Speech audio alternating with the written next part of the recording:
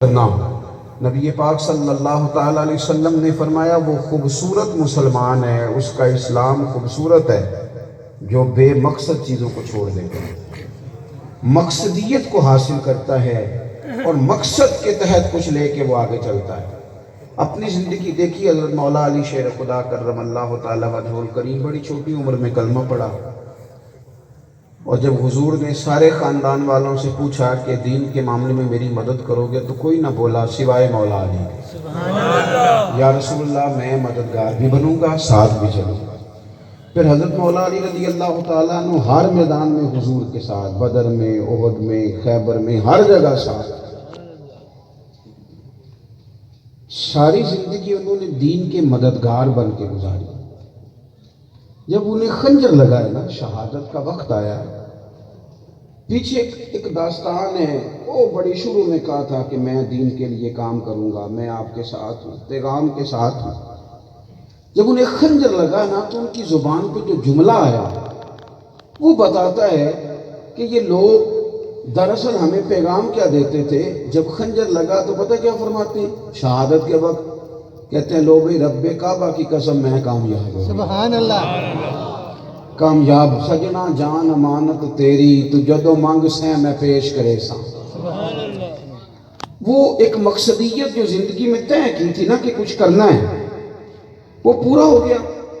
کچھ نہیں، ارادہ ہی نہیں، پلان ہی نہیں، پروگرام ہی کوئی نہیں، بے یقینی سی کیفیات، الجھے خیالات، ٹوٹتے بکھرتے ارادے، کبھی پروگرام بنا لیا، کبھی توڑ لیا، کبھی کر لیتے ہیں، کبھی رہنے دیتے ہیں۔ کچھ لوگ ایسے ہیں جو آج تک طے ہی نہیں کر سکے کہ میں مذہبی آدمی ہوں کہ دنیا دار ہوں، میں پرانے دیسی خیالات کا ہوں کہ میں ماڈرن سوسائٹی کا ہوں، آج تک طے ہی نہیں کیا۔ کوئی زندگی کے اندر منصوبہ بندی ہونی چاہیے، کوئی پلان ہونا چاہیے، کچھ طے ہونا چاہیے۔ اور اگر لوگوں نے طے کر لیا ہے، پھر انہوں نے طے کیا میں نے پیسے کمانے ہیں، بچے پالنے ہیں، وہ خدا کے بندو، یہ تو آپ نے وہ طے کیا ہے جس کا پہلے سے رب نے وعدہ کیا ہوا۔ سبحان اللہ۔ یہ تو پہلے سے وعدہ ہے، آپ اس میں کیا کمال کریں گے؟ تھوڑی سی محنت۔ اپنی زندگی میں پہلے تو کچھ طے کریں اور پھر اس کے لیے کام شروع کر دیں۔ یہ ضروری نہیں کہ آپ اگر کام شروع کریں تو اس کا نتیجہ بھی آپ کی زندگی میں برآمد بھی ہو جائے، یہ بھی ضروری نہیں۔ مؤذن کے لیے اذان پڑھنا ضروری ہے، زبردستی لوگوں کو مسجد سے لانا اس کے ذمہ نہیں۔ اس نے اذان پڑھنی، جد و جہد کرنی ہے، کوشش کرنی ہے، آگے بڑھنا، ہمت کرنی ہے۔ دیکھو اللہ تبارک و تعالیٰ نے جتنے بھی انبیاء کرام علیہم السلام دنیا میں بھیجے، سارے کامیاب ہو کر دنیا سے تشریف لے گئے، لیکن کسی نبی کا کلمہ 2 لوگوں نے پڑھا، کسی کا 3 نے پڑھا، کسی کا 6 نے پڑھا۔ وہ کامیاب گئے، کیوں بھلا؟ کہ وہ جو ڈیوٹی لے کے آئے تھے وہ ڈیوٹی انہوں نے پوری ادا کی۔ سبحان اللہ۔ باقی دل پھیرنا تو اللہ کے دستے قدرت میں، لیکن وہ جو ڈیوٹی ان کے ذمہ تھی وہ ڈیوٹی انہوں نے کی۔ ہمارے یہاں کچھ لوگ کہتے ہیں نتیجہ، ایک بادشاہ تھا تو اس نے نا اپنی قوم اس کی سست ہو گئی تھی۔ ہمارے ہاں نا جس طرح میں ڈھیر سارے لوگوں کو دیکھتا ہوں، میں کہتا ہوں یار یہ مثلاً کہاں وقت ضائع کر رہے ہیں، یہ کچھ کر سکتے ہیں، ان کے اندر ہمت ہے۔ جو آدمی ناظرہ بھی پڑھا سکتا ہے تو اس نے کیوں نہیں اپنی زندگی میں 800,000 لوگوں کو ناظرہ پڑھایا؟ جو حفظ کرا سکتا ہے تو اس نے کیوں نہیں کرایا؟ جو گاڑی چلانے کا طریقہ بتا سکتا ہے تو اس نے ہزاروں لوگوں کو کیوں نہیں بتایا؟ جو کسی کو غلط جگہ سے روک سکتا تو اس نے کیوں نہیں روکا؟ اگر قوم اپنی اپنی ڈیوٹی کرے تو یہ جو ہم روز مایوسیوں کی دلدل کی طرف جاتے ہیں اس سے نکل آئیں، لیکن سستی ہے، وہ لیٹے ہوئے آرام کر رہے ہیں، فلاں کیوں نہیں کر رہا، فلاں کیوں نہیں کر رہا۔ بادشاہ کی قوم ساری سست ہونے لگی، اس نے ارادہ کیا کسی طریقے سے انہیں جگاؤں۔ اس نے اعلان کیا کہ ایک بہت تگڑا ہیرا مہنگا سلطنت سے گم ہو گیا ہے، جو ڈھونڈ کے لائے گا اسے انعام ملے گا۔ سارے لوگ ہی ڈھونڈنے لگ گئے، انعام کا چکر تھا نا، تو سب نے ہی ڈھونڈا۔ ہیرا ایک ہی تھا، کسی ایک کو ہی ملنا تھا، وہ جس کو ملا وہ لے آیا۔ اب باقی پریشان کھڑے، تو بادشاہ کہنے لگا سنو بھئی انعام میں نے ایک کو نہیں دینا، سب کو دینا ہے۔ اس نے کہا کیوں؟ کہنے لگا ہیرا ایک ہی تھا، کسی ایک کو ہی ملنا تھا، پر انعام ہیرا ملنے پہ نہیں، انعام تو کوشش کرنے پہ ہے۔ سبحان اللہ۔ تم نے کوشش تو کی نا، تم نے جد و جہد تو کی نا، میرے بھائی تمام اصحاب بدر کی فضیلت ہے، تمام کی، لیکن سارے شہید نہیں ہوئے، کچھ شہید ہوئے، لیکن ہر بدری صحابی شان والا، سبحان اللہ، ہر صحابی شان والا، ہر صحابی جنتی۔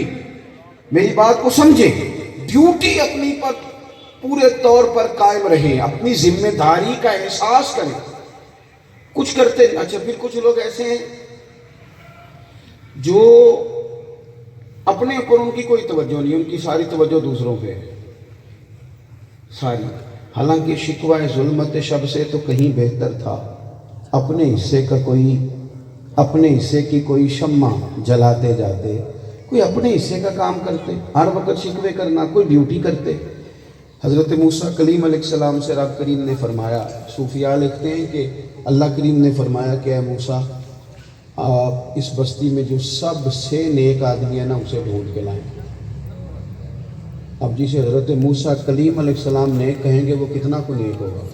سبحان، آپ نے ایک شخص پیش کیا، مالک یہ میری نظر میں سب سے نیک ہے۔ اب ارشاد ہوا کہ اس کی ڈیوٹی لگائیں، اس کے ذمہ لگائیں، جو سب سے برا ہے نا بستی میں اسے بھی ڈھونڈ کے لائیں۔ میرا خیال ہے میرے اور آپ کے ذمہ یہ کام لگنا چاہیے، پھر تو سوائے میرے کوئی بندہ صحیح بچتا ہی نہ، یا میں ٹھیک، یا جو ہاتھ مان کے میرے پیچھے چلے وہ ٹھیک، تیسرا تو کبھی ٹھیک ہوتا ہی نہیں، تو سوال ہی نہیں پیدا ہوتا، الا ماشاء اللہ۔ اس بندے کے جسے آپ سب سے نیک کہہ رہے ہیں اس کے ذمہ لگائیں کہ یہ اب سب سے برے بندے کو ڈھونڈ کے لائیں۔ حضرت موسیٰ علیہ السلام نے اس نیک آدمی سے کہا کہ وہ ذرا ڈھونڈ کے لاؤ، اور اس کی حضور یہ تو مشکل کام ہے، میں کیسے کروں گا؟ کہا نہیں، آپ ہی کو ڈھونڈنا ہے۔ اس نیک آدمی نے عرض کی حضور 3 دن کی مہلت لوں گا۔ 3 دن تک مسلسل وہ کوشش کرتے رہے۔ 3 دن کے بعد ان کو وہ بندہ پیش کرنا تھا جو سب سے برا تھا۔ پتہ کسے پیش کیا؟ اپنے گلے میں رسی ڈالی اور حضرت کلیم کے ہاتھ تھمائی۔ آپ نے اس کی طرف دیکھا، فرمایا یہ کیا؟ عرض کی حضور غور کرنا چاہا تھا لوگوں پر، کچھ غلطیاں لوگوں کی میرے سامنے آئی تھیں، پر ان غلطیوں کا مجھے شک تھا، لیکن جو میری غلطیاں تھیں ان کا تو پاک تھا نا، وہ تو یقینی تھی نا جو میرے اندر تھی۔ تو پھر میں نے کہا کہ اس بندے کو لے جاؤں جس کا صرف مجھے شک ہے کہ پتہ نہیں یہ غلطی کی ہے کہ نہیں، تو اپنا تو مجھے یقین ہے نا، اس لیے میں ہی ہوں سب سے گناہگار۔ رب کریم نے فرمایا میرے کلیم، اس بندے کو جو عزت دی گئی ہے وہ اسی عاجزی کی برکت سے دی گئی۔ ہمارا سارا خیال دوسروں پہ ہے، اپنی زندگی میں کچھ کام کریں۔ آپ کو پتہ ہے ہمارے بزرگوں نے کیا کیا؟ حضرت امام بخاری رحمۃ اللہ تعالیٰ علیہ نے نا احادیث جمع کی، دور دراز کا سفر کیا، محنت کی، کوشش کی، پھر ان کی اسناد پر گفتگو کی، پھر وہ ساری چیزیں ایک جگہ جمع کر کے ہمیں دے دی۔ یہ کام انہوں نے ہمارا آسان کر دیا۔ اب ہمیں ایک حدیث تلاش کرنے کے لیے سمرقند نہیں جانا پڑے گا، بخارا نہیں جانا پڑے گا، حرمین نہیں جانا پڑے گا، ہمارے پاس کتاب میں وہ چیزیں محفوظ ہیں۔ اتنا تو کریں نا، اسے کھول کے پڑھ لیں، سبحان اللہ، اس سے اپنے حصے کی خیر حاصل کریں۔ بڑا کام وہ ہمارے لیے یہ آسان کر گئے، لیکن جیسے جیسے وقت گزرتا جا رہا ہے اگلی نسل سست سے سست ہوتی جا رہی ہے، کچھ کرنے کو تیار نہیں، جد و جہد کا ارادہ نہیں، کوئی مقصد نہیں، کوئی پروگرام نہیں، کچھ طے نہیں کیا، اور الٹا پوچھتے ہیں۔ مجھ سے ایک جوان نے پوچھا، کہنے لگا کچھ سمجھ نہیں آتی، نمبر بھی بڑے اچھے لیے، جاب بھی بڑی اچھی مل گئی، کوئی مقصدیت کا نہیں پتہ کرنا کیا ہے۔ میں نے کہا اصل میں غور نہیں نہ آپ کرتے۔ میں نے کہا چلو کوئی حدیث تو آپ کو آتی ہوگی، کوئی ایک سنائیں۔ کہنے لگا ایک میں نے بڑی شوق سے یاد کی تھی، ہمارے اسکول کے کورس کی کتابوں میں حدیث لکھی تھی کہ تم میں سے بہتر وہ ہے جو دوسروں کے حق میں بہتر ہے۔ تو میں نے کہا یار اسی مقصد بنا لے، سبحان اللہ، تو ارادہ کرنا میں نے اپنے استادوں کے حق میں بہتر بننا ہے، میں نے اپنے ماں باپ کے حق میں بہتر بننا ہے، میں نے اپنے بہن بھائیوں کے حق میں بہتر ثابت ہونا ہے۔ میں نے یہ نہیں کہنا کہ پڑوسی مجھے کیا نفع دیتے ہیں، یہ سوچنا ہے کہ میں ان کا کیا فائدہ کر سکتا ہوں۔ سبحان اللہ، آپ اس کو مقصد بنا لیں، یہ آپ کے لیے مقصد بن جائے گی۔ آپ ارادہ کریں کہ میں نے سسرال والوں کے حق میں بھی بہتر بننا ہے، فلاں کے حق میں بھی بہتر بننا ہے، میں نے شاگردوں، مریدوں، عقیدت مندوں سب کے حق میں نے ہمارا پروگرام بن گیا کہ مجھے لوگ نفع کیسے دے سکتے ہیں، میرے کوئی کام کیسے آ سکتا ہے۔ ہمیں حضور نے مقصد دیا کہ تم یہ مقصد بنا لو کہ تم کس طرح کسی کے کام آ سکتے ہو، تم کس طرح کسی کی خدمت کر سکتے ہو، تم کس طرح کسی کو چیزوں کو طے کر سکتے ہو، کوئی مقصدیت ہو، پھر اس کے لیے جد و جہد ہو تو وہ بھی صحیح والی ہو، صحیح والی، یعنی کوشش والی ہو۔ میں کہہ چکا ہوں کہ یہ ضروری نہیں کہ نتیجہ سویرے نکلے، یہ ضروری توجہ ہے میری بات پر۔ وہ درویش کہتے ہیں کہ ایک علاقے میں کوئی بیماری بار بار پھیلتی تھی،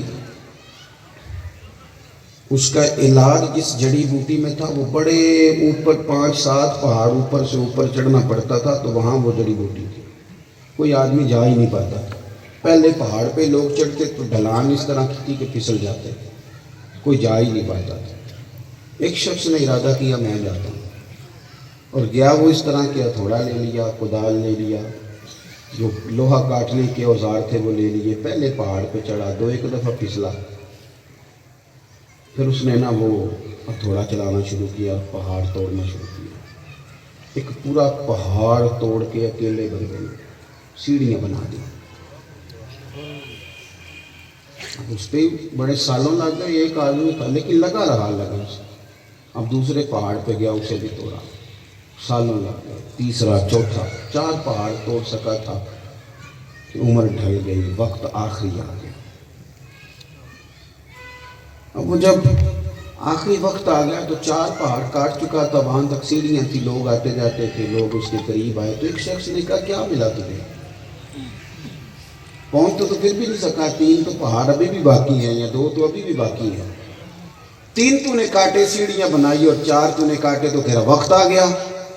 اس نے کہا تم سمجھے نہیں، میں بڑا کامیاب ہوا ہوں، میں نے نا آدھے سے زیادہ سفر آسان کر دیا ہے، اب جو میرے بعد سفر شروع کرے گا وہ 5ویں سے شروع کرے گا۔ سبحان اللہ۔ میں نے آدھے سے زیادہ لوگوں کا سفر، وہ کسی کا آدھا سفر ہی یار آسان کر دے، کسی کا تھوڑا سا سفر ہی آسان کر دے۔ کچھ تو لوگوں کو مشکلات سے نکالنے کی جد و جہد کریں، کوئی تو ارادہ کرے۔